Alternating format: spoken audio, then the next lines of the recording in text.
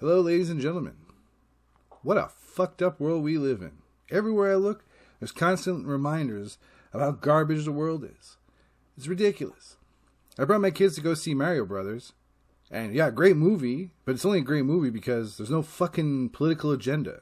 I mean, there's probably a lot to pick apart, but let's say if this movie came out in the early 2000s, it probably wouldn't do as good. The fact that it's coming out now when it really has nothing to compete with, then yeah, any reason for me to bring my kids out.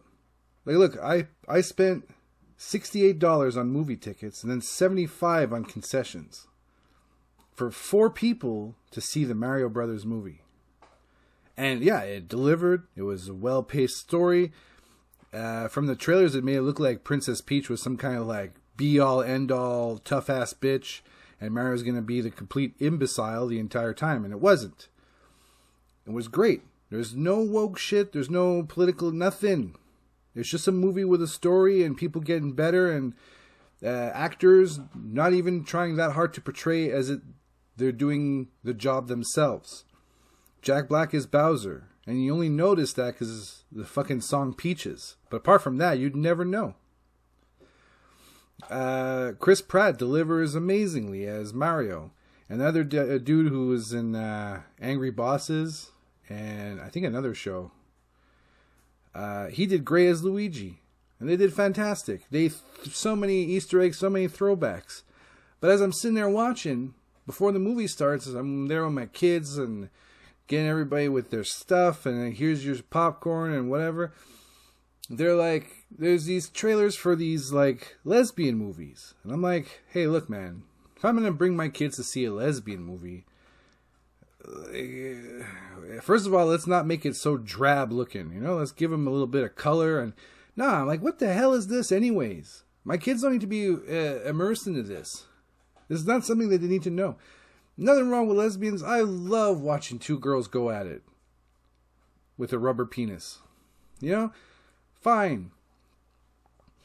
But like my kids, I like for them to hang on to their innocence just a little bit longer. You know?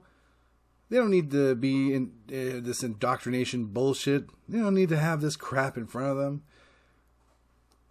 Right? So, I'm like, okay, could these previews hurry up? The next movie is Elementals. And I'm like, I don't think the kids are going to see this one either. And they don't even look that impressed by it. As my girlfriend's like, oh, that looks good. And she turns over to the kids. Do you guys want to see that? They're like, eh. I'm like, oh, good. Then the next one is Illumination's next project about ducks migrating. I'm like, oh, this looks boring. This reminds me of that Anna Paquin movie, Fly Away Home. Hopefully it's not as bad. Maybe Jeff Daniels is in this movie. I don't know. It does not look interesting. And then again, my girlfriend, hey, what about this movie? And then there's a local movie character that's in books, or I don't know, some French character that's being made into a movie. I'm looking at that going, and then my youngest, I know that guy. And I'm like, oh, okay, it must be from his French courses.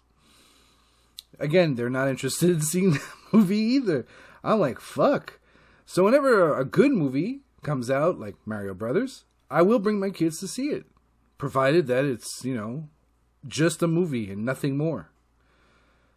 They got to worry about the trailers now. Before, you just watch a movie, no one cared. It was never a thing. I never had to go and like, oh, watch out. Oh, they got fucking social media there. You got some Twitter views. You know, like my kids have no idea that Star Wars was ruined. They have no idea that various other franchises like Doctor Who has just been evisceratedly pissed on. They have no idea that the Flash TV show was only good for a few seasons. Or Arrow, for that matter. The Arrowverse was a fantastic idea. I found that a lot of the execution could have been held at a higher standard, but it was very ambitious. But again, it failed. I don't even know where to go. The Batwomen show, gone. The Batgirl movie, gone. Why? Well, people are getting tired of being preached at. But that's just it. If you're a normie and you go to the cinema and you don't know shit about shit and you're not based or nothing or you don't question anything, you just listen to the music that's on the radio. You don't like making choices because you don't want to be the nail that sticks out and be hammered in and all that shit. then you're going to think that this is the way society's supposed to be. We're supposed to be bowing down as regular straight people. We're the enemy. We've done such bad things in our lives. We did everything negative. We're in charge of the only people on the planet to ever enslave black people. But the black people that were brought here were sold or given away by other black slave owners. They owned those people already. And apparently the first person to own a slave in America was a black guy. So, I mean, something somewhere's got to give. Now, am I denying racism ever happened? No. Am I saying that those were the days? No, not at all. But it's 2023 and people are just looking for a reason to make an easy enemy out of somebody so that they can feel better about themselves. That's all it is. It's like they took Pokemon too seriously. And you're like, whoa, how does that translate? Well, when you play Pokemon, everybody in that game is fucking dumb. You go to a gym leader. This is a gym leader, right? This is a guy who's apparently supposed to be really difficult to beat. And his Pokemon are all thematic. So anyone showed up with the opposite Pokemon that would have the devastating effect. Like if Misty showed up at Brock's gym, she'd kick the shit out of that guy with water Pokemon. You fight Bugcatcher Joe, he sends out 3 Metapods. You're like, what an idiot. Everybody in there is dumb, therefore you're super smart. That's what's going on in the real world. Everyone thinks that they just need to find a quick, easy enemy, and then they're so amazing. It's the same fucking thing. It's embarrassing. So yeah, I saw Mario, but outside of Mario Brothers movie, what movie did you guys want to go see? Not necessarily just for kids, just in general. In this last year, what movie did you absolutely need to go see? Were you going to go see Ant-Man and Quantumania? No, probably not. If you got intelligence, you probably didn't want to go see that. Yeah? Well, what else? I can't think of a movie that came... Oh, were you watching She-Hulk? Well, if you're a fan of the comic book, you definitely stopped watching She-Hulk after... Or you never even started because the trailer was more than enough to tell you what a piece of shit that was. God damn. What else movie? I was like, oh, John Wick 4, sure. But since it was too close to Mario, I couldn't go see John Wick. I spent over $100 for us to go eat and watch a movie. Like, fucking popcorn doesn't cost that much. God damn. I don't care if I use my Fidelity card and they give me a free digital rental. And what am I going to watch? Well, I'll watch Shazam. But only because I don't have to pay for it. And I really want to see how it turns out. But no one wants to watch Shazam. Again, more of that fucking having... Oh, there's gay people now. Oh my God, who cares? Who fucking cares? And the gay people, well, now we're represented. In what? A medium you never cared about? Like, if it was such a big deal, don't you think Tom Taylor's Nightwing or... No, Superman. You know, what's his name? Dan Kent? Or Bobby Kent? Or... No, it's the same name of his adopted dad. I can never remember. And I'm like... It was on the news, and Tom Taylor couldn't push this comic book anywhere. It got popular for the well, I make out with men now, and then quickly dropped off because that guy's a terrible writer. Nobody cared. And not enough people care about this shit to make money. So stop catering to the people that are not buying anything. For the one guy who's just like, oh, there's a gay dude in a comic book? Neat. I guess that's great. But that guy's not buying any comic books. Gay dudes are not going to buy comic books just because they're represented. Hey man, my favorite hero, Venom, Punisher, and Deathlock. I know it seems like well out of left field, but Deathlock is a zombie. And the majority of his stories is told, it's not Luther Manning, it's that Michael guy who's black. And then they make a new Deathlock with Miles Morales from another Earth. And I'm like, okay, well, it's still Deathlock. I like Deathlock. And it's infected comic books. I had no idea. I started getting comic books again in 2019. It was like my comeback tour. And It was in September, so I had started getting Contagion as my first thing back. I took Daredevil from 601 to the end of that series. And I also had Venom. And then I asked the dude to set aside anything that's related to Absolute Carnage. The first issue of Absolute Carnage was great, but I didn't know anything about these writers, right? I took Arrow as well. Arrow was an awful story. I stopped after issue 8. It only went to 12. It was horrendous. The style was beautiful. It was very anime-esque. It was a Chinese woman hero. I'm like, okay, I like myself some Asian girls. She's got giant tits. Perfect. It's hitting all the marks. Then you read the book and you're like, what the fuck is going on? Who the hell okayed this shit? And I'm going to go into that in another time about how it failed miserably. Contagion was alright. I liked the art style. I thought it was very vibrant. I thought the ending was a bit but it's basically zombie plants from Kunlun. And then Absolute Carnage started. I'm like, oh shit, I can't wait. And got all the crossovers, everything. So every week I had something to look forward to. So the Deadpool one was great, but it wasn't really canon. It couldn't be. At the end, he's playing Maximum Carnage on the Sega Genesis, essentially. Making a bunch of other kind of jokes.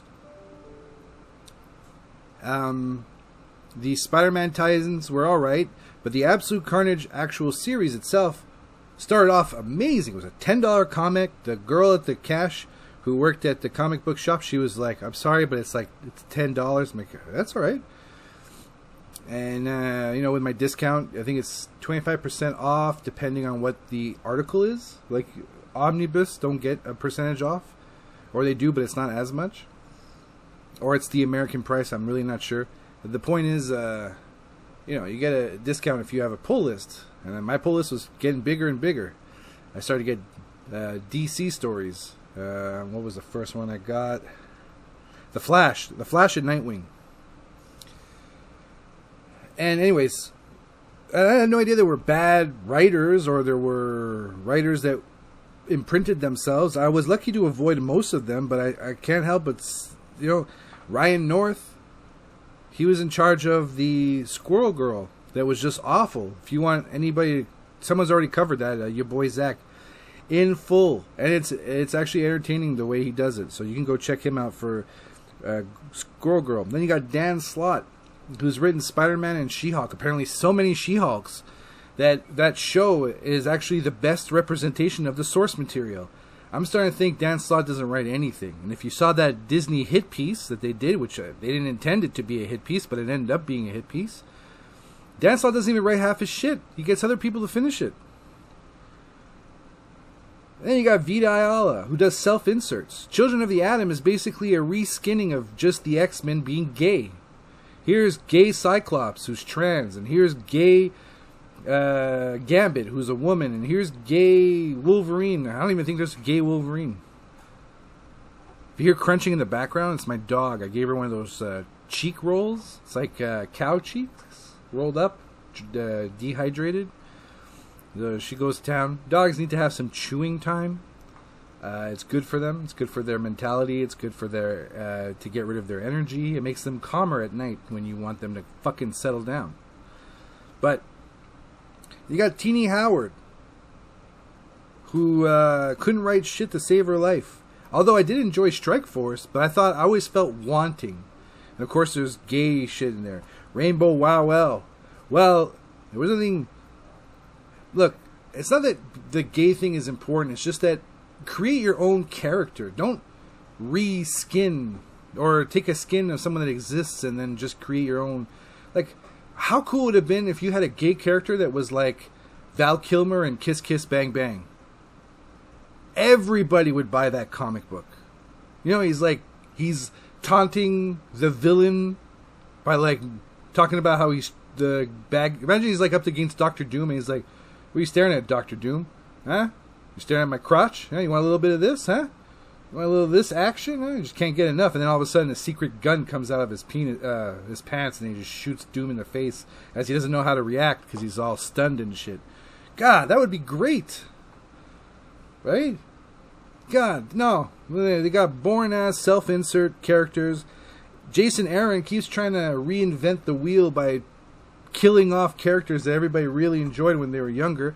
He retconned the Punisher. What happened? Oh, well, now he's killed people as a kid, and he's changed his stupid symbol, and he's working for the Hand with zombie wife and children promises. What was this retarded? Yeah. Changed the logo. He doesn't use guns anymore. He uses swords. Why? Oh, because of January 6th. And then you look and there's all these videos saying that the things that happened on January 6th was bullshit. Do you see the dude in the weird outfit being escorted around by the police as if they're bros? What the fuck nugget shit is going on here? Well, we have to change the Punisher's logo. Why? Well, because some police officers put it on their car. And do you think Akira Toriyama would be mad if some police officers put the Dragon Ball on their car? No, he'd probably be like, oh, that is fucking sweet. Do you think whoever wrote Naruto would be mad if there were kunai stickers on people's cars? No. He'd probably be like, that's fucking sweet.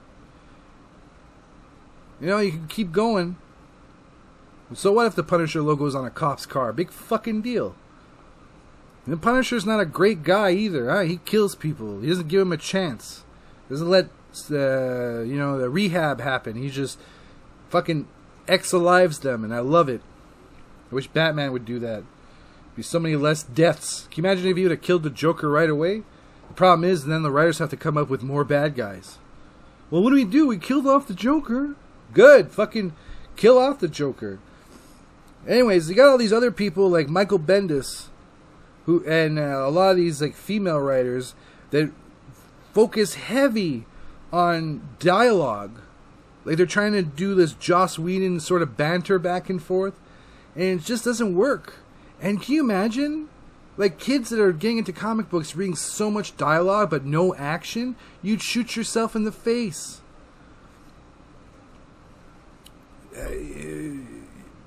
Tom Taylor, this guy has like ADD or something. I stuck with him for over a year of Nightwing. He introduced this dude that's killing people by taking their hearts out. Dick Grayson inherits all of the Bruce Wayne's money via Alfred. His sister, half-sister, is in politics and part of the mafia. And then they get into Fear State, and then they get into other things, and they don't revisit these things until like 12 issues later, and you're like, what? Oh yeah, that was a thing. He has one issue. Hang on, I wrote it down. Where did I write it?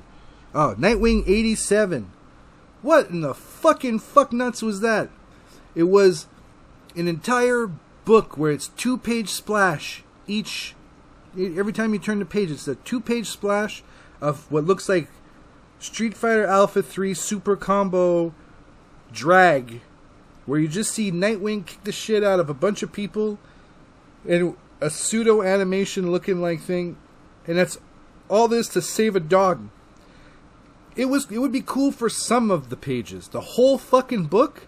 Can you imagine this is your book, you get its introduction to getting into Nightwing, you get this book, you're like, what in the fuck is this shit? For a dog? What story? I don't understand what the fuck is going on. Yeah, Tom Taylor doesn't even know what the fuck he's doing. This dude stretches out ideas worse than that Perot guy who was on Power Rangers.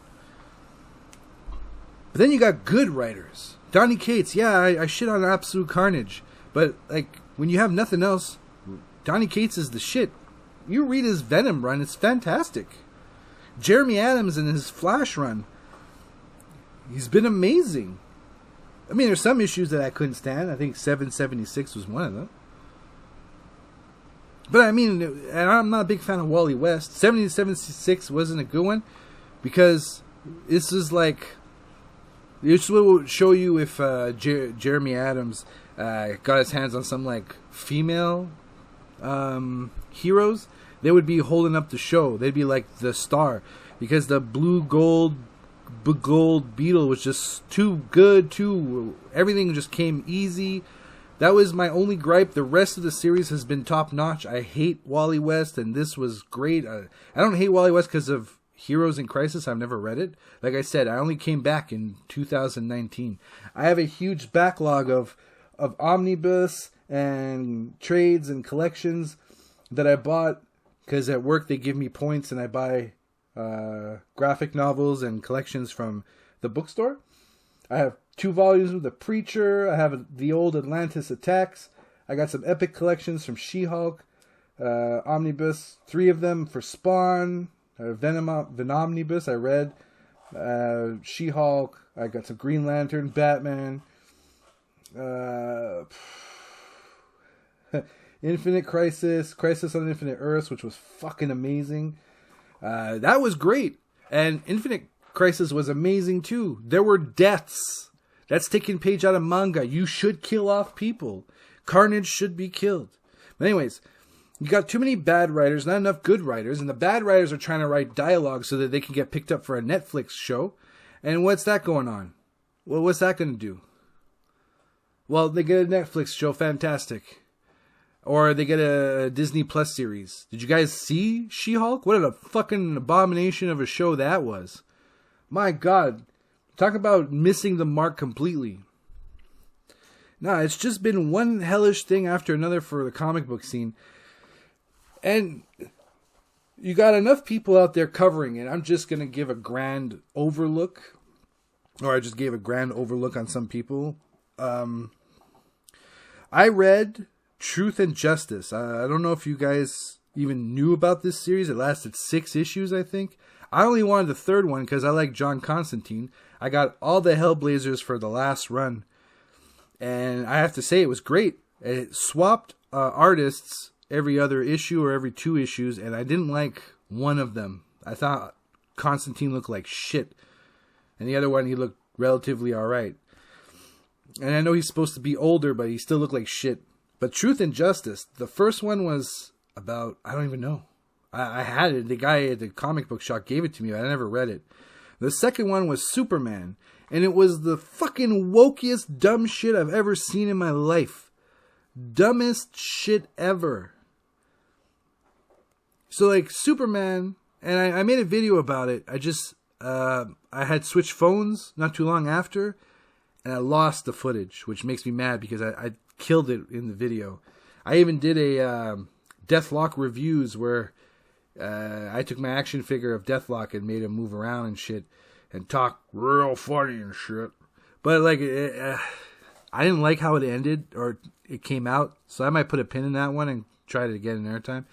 But like he'd be coming from the future and he'd be like, "Hey, you know, I just assassinated somebody from this timeline who was going to make life miserable for, you know, the future." Just, I don't know, some nobody. Create up a good circumstance on why he was assassinated.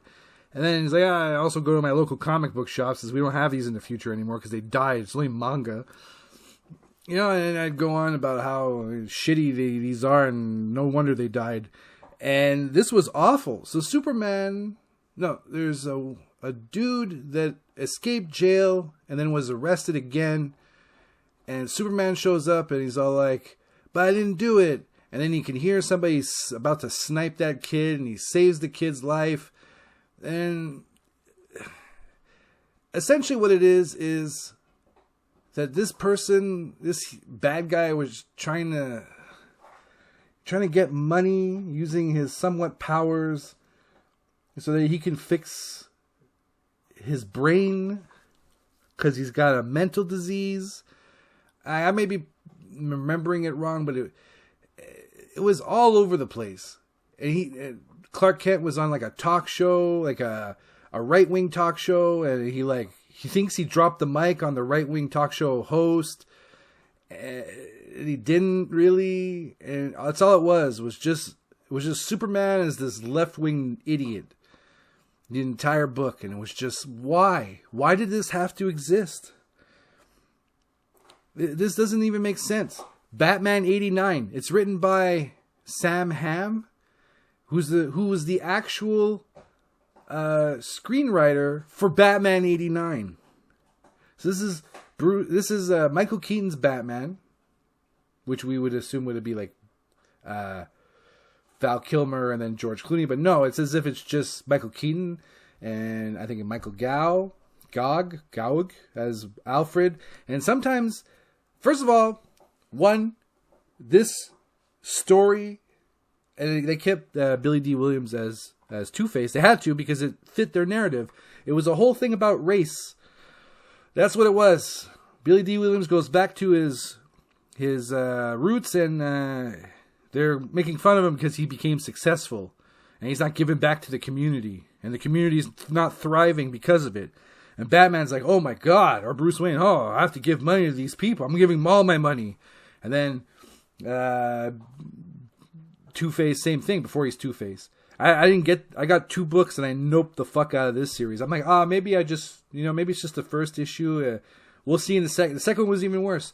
In the 2 issues, Batman gets outdone by a Robin that never got any training before he's even Robin, and the cops. Oh, I almost didn't escape that one. What the fuck is that shit? Batman being belittled by the guy who wrote the screenplay for Batman 89.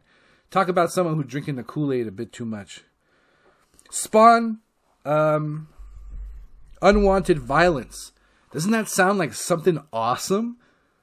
Right? Spawn unwanted violence. Let's fucking see where this goes. It's a complete fucking leftard wet dream with Spawn in it. I couldn't even read it.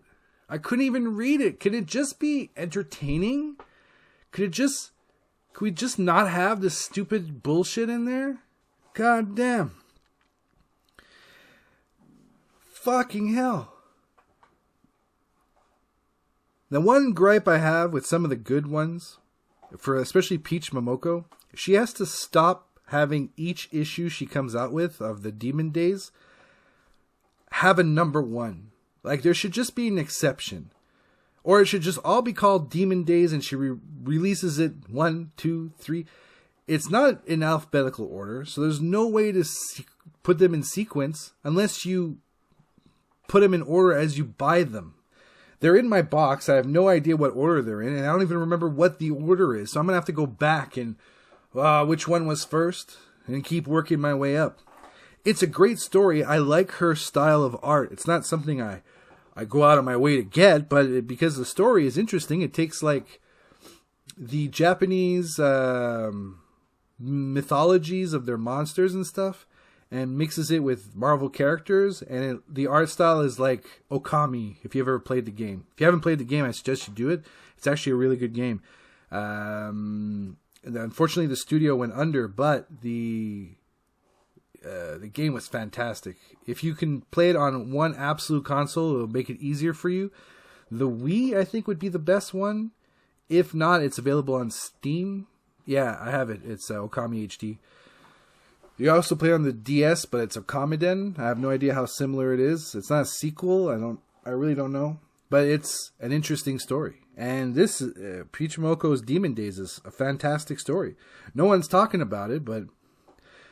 And then, because of all this weird left-tard nonsense... Look, I'm not a right-tard neither, but I don't want politics in my shit. Like, I'm trying to escape that because that's what everybody's focused on.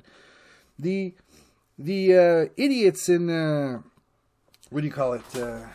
Hollywood. That's all they're fixated on, is that, we have to be the most inclusive. But no one's not inclusive. Everyone's inclusive. But as you can see, that as long as it's socially acceptable, hatred will be thrown around. It's disgusting. It's disgusting we live in a world where black people have to say, look, guys, you're being incredibly mean and racist towards white people. There's an Asian guy who does a video about what are we doing to white people. What the fuck happened? Now, I'm not a card-carrying member of Need to Have Guns, and I believe gays should be able to get married. I mean, let them suffer too. But the point...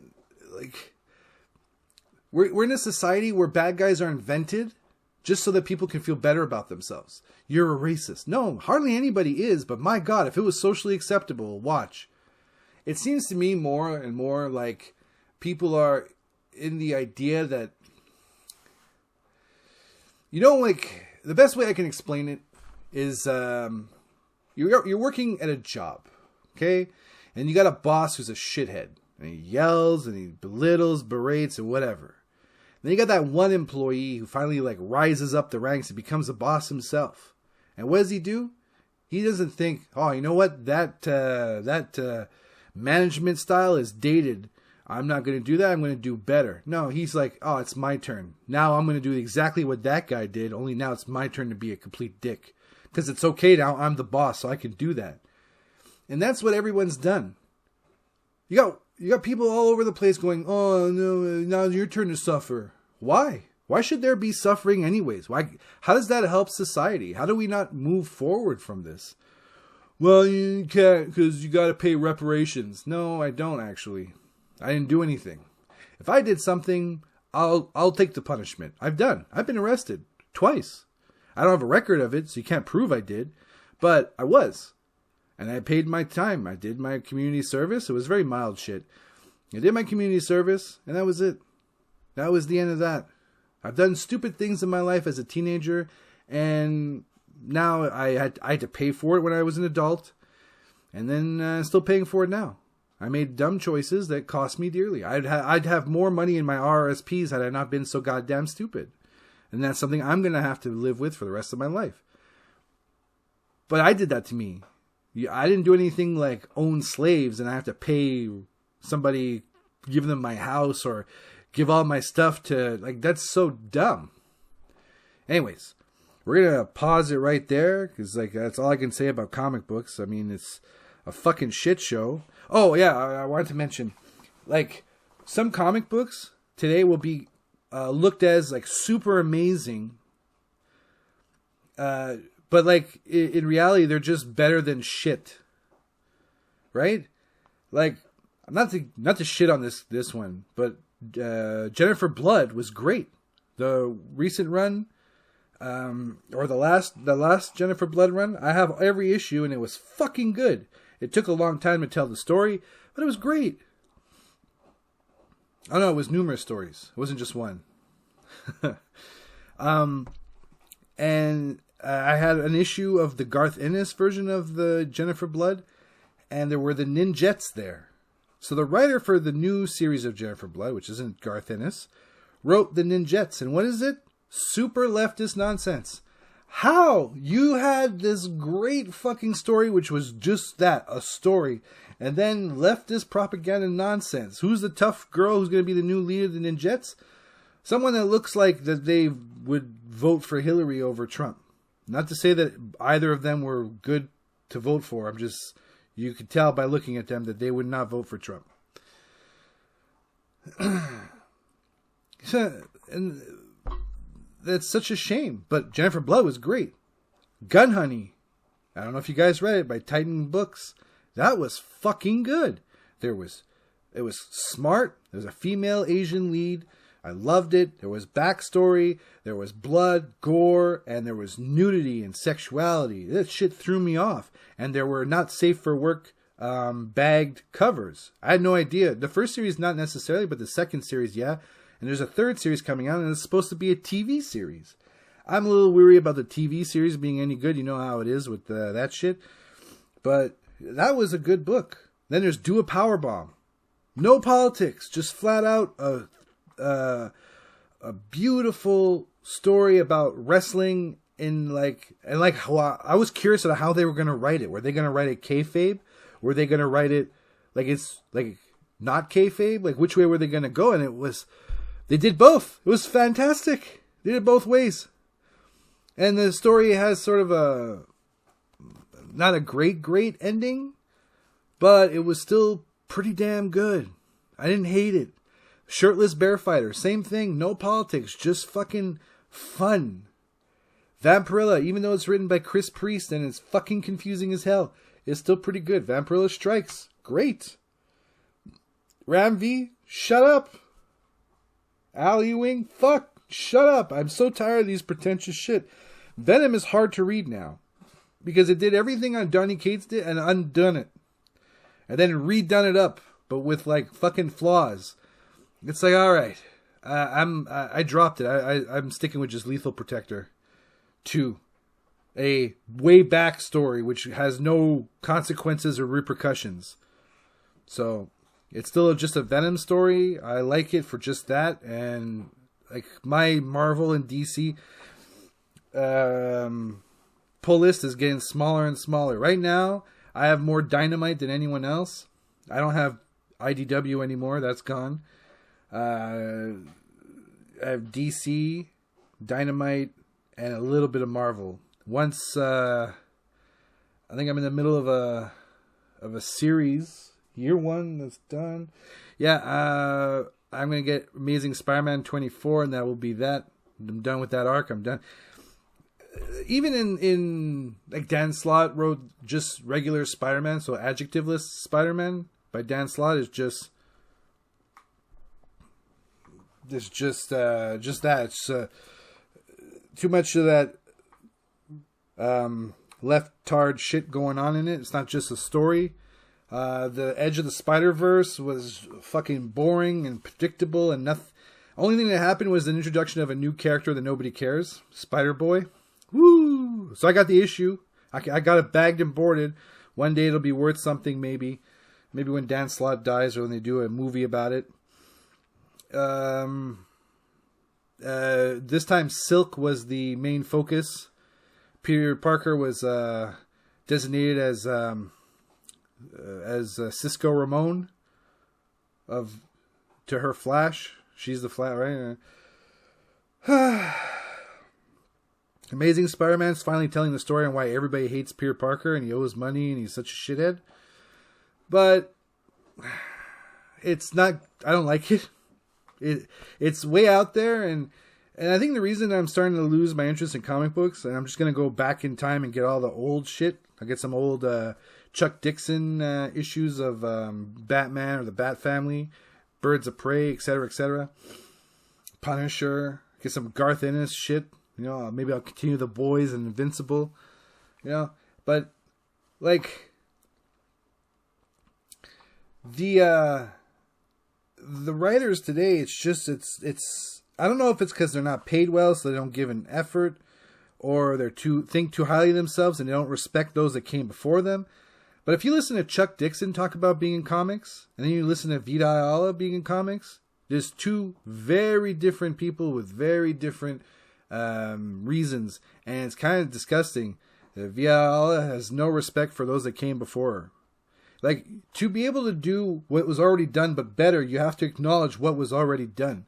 This is in every aspect of anything. Wrestling, you have to acknowledge those that came before you. I don't like Ric Flair, but I have to acknowledge that he's done stuff in the business and he's done stuff for the business that made it what it is today. You could not like Shawn Michaels or Bret Hart or both or whatever. They did stuff to make today what it is today. And you watch the matches today and you're like, what the fuck is this? It's because it's a lot of people that have no interest in learning from the old people. They think they know wrestling. Jim Cornette calls them, video game cosplay wrestlers? He's right on. Same with comics, same with anything. You listen to the passion behind Rob Liefeld. You might not like the guy. You may hate his art and his shitty everything that you don't like and his inconsistency in his own book. Fine. You're allowed to. It makes sense. But my God, that guy is passionate about comic books. He's passionate about the people that came before him. He respects the culture, everything about it. He doesn't lift his nose to his fans. Even the people that hate him, he's like, it's okay, you're allowed to. That's the way creators should be. And maybe he's not paid well. Maybe they're not paid well. But I think it's the funniest thing when someone like Ethan Van Sciver, who does amazing job art. A lot of the books I have, with Sinestro Corps or Green Lantern or The Flash, especially The Flash, I love the artwork. He was phenomenal. Look at the pages. There's so many things inside to just enjoy. And he is the person in comic books right now that's making the most money. Why? Because he was kicked out of the club. He took his ball, he went home, and he fixed it. And he made something of himself, and he built himself back up. Why is he making all the money? Because he's focused on content. He's not worried about what political agenda he's going to put in. He's not going to put any of that shit in because he wants to have the biggest, broadest audience ever. And it seems to me that even if he did put a little bit of center or right agenda shit in it, it'd still sell all right. Because those are the people that have the fucking money, apparently. Because you got people like Gail Simone and who is that? Who is that girl? She's the one who says, "You don't like my books? Don't like my politics? Don't buy my books." And then in the next sentence, "Comics are booming," sarcastically. What is her name? Holy shit. She got one of them weird names that like sound like they're all part of one name. Anyways, you know who I'm not. Heather Antos. Fuck.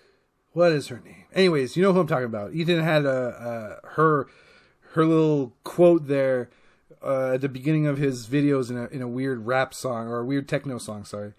And it was so good. God.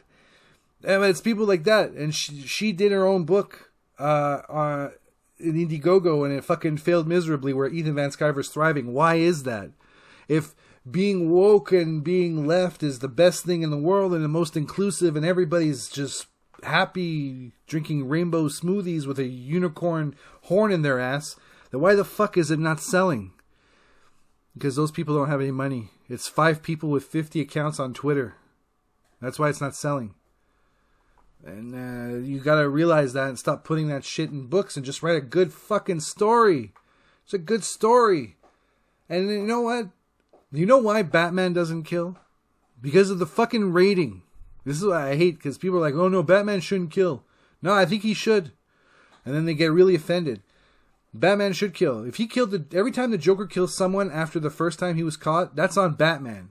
That's on his hands. Those families that don't have anybody anymore, that's Batman's fault. He should kill the Joker. Carnage should die. He should not exist anymore. Bad guys should be killed, and good guys should also be killed, so that a story can progress and have meaning. Because you're reading a comic book, you know everything's going to be alright. It doesn't matter what happens. I think the only time where people were like, "Whoa, what the hell," is when Peter Parker was the clone. And Ben Reilly was really Peter Parker. I think that was the only time where like, "Hey, what the fuck is this shit?" They were very ambitious with that, but it's really hard with these. Anyways, the reason why Batman doesn't kill is because the rating. He can't kill. That's why he's got to solve the crime. Bad guys can kill, but he cannot. He's supposed to be the good guy. So the rating makes it so that it has to be, can't kill anybody. Take away that rating all them years ago when he was created, maybe he'd be killing. Now, I'm not sure if the rating came out when he was made. I remember Batman having a gun at some point. Like an actual gun, not like a gas-powered line gun to zip line somewhere. Anyways, we're going to stop right there. It was way too much to get into. There's just an overview of how the woke media is just ruining everything, and this is the comic book edition. There's way more examples. There are people out there. You could go with Thinking Critical, your boy Zach. EVS has a good channel. I'm sure Nick Rekieta on Rekieta Law has touched some of this stuff. I think that's how I met, or how I was introduced, like we've met in real life. How I was introduced to your boy Zach and EVS was through Rekieta's channel. And if you do surround yourself with like-minded ideology, you start to believe the shit and it goes both ways. So I try to look for opposing arguments very often, but it's hard to ignore that this shit is starting to get into our comic book heroes. And why? Leave them alone. They're doing fine all by themselves. Just let Barry Allen be Barry Allen. He doesn't have to sit and talk to the bad guy like in that one of the episodes with that mirror lady. Just talk it out and solve the problem. No, he got to go really fast, come up with a way to distract her with something and then hit her in the back with his lightning punch. Or phase through some shit and disrupt her garbage, whatever, and then hit her with a billion punches in a second. You know, like, come on, man. No one wants to see some superhero with... Can you imagine Goku going up to Frieza? "Listen, Frieza, enough of this fighting. I have gold hair, and you're Frieza. Let's just go get some food. I'm hungry." And then Frieza's all like, "Yeah, you're right." And then they just go off and have food. No, that would be fucking boring. You want Goku to power up to the maximum possibility, tell Frieza he's a wimp, turn his back on him, and then Frieza loses his shit. And with the last ounce of power that Goku gave to him, tried to use it to kill Goku, turns around, finishes him off with a one-handed Kamehameha, and that was it. That was fucking beautiful. No, let's talk about our, and not use our really cool powers. Yeah, fucking dumb. Why do you think manga's doing well? Politics ain't in it. It's a great story. You know their characters are flat, even if One Piece has 1 billion episodes. Don't matter. This shit just tells a better story.